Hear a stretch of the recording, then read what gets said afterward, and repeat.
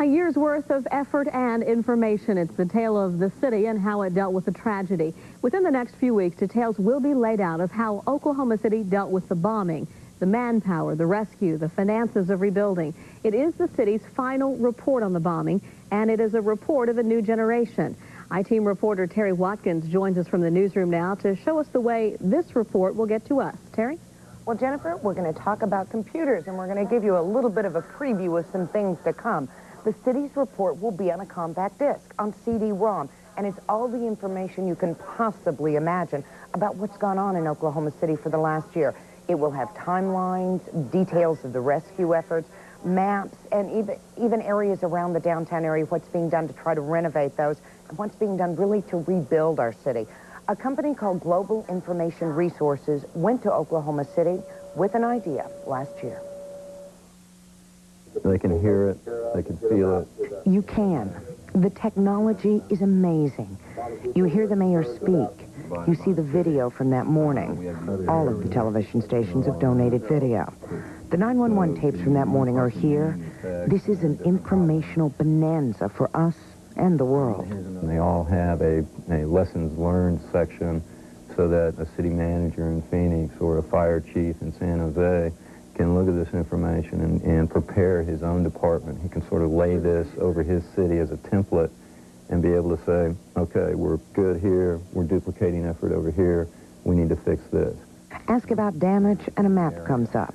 There's the Murrah building and then different collapsed structures and structural damage. There is even information for architects who are planning future federal buildings.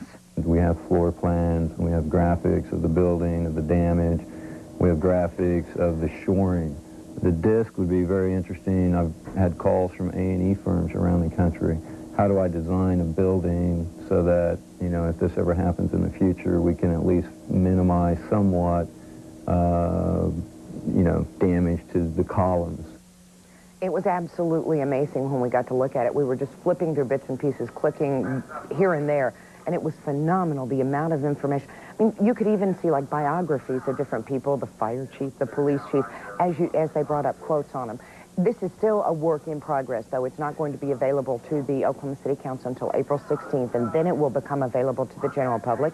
The cost to the city of Oklahoma City, the taxpayers, I knew you were going to ask, absolutely nothing. And the disc will cost $69, though. That money will go to the city to help defray costs and to go to Global Resources for putting the CD together. But it is absolutely fascinating to look at, and I was amazed at the level of information. And we'll keep you posted and, of course, show you more on it as we actually get that CD-ROM in our hands. Jennifer and David. And I tell you, the technology now of combining the audio with some of the pictures and information, too, just it boggles the mind, doesn't it? Well, it's absolutely amazing to just click an icon, and then you're hearing somebody talking to you. You're hearing the fire chief describe what happened or how they handled a certain situation.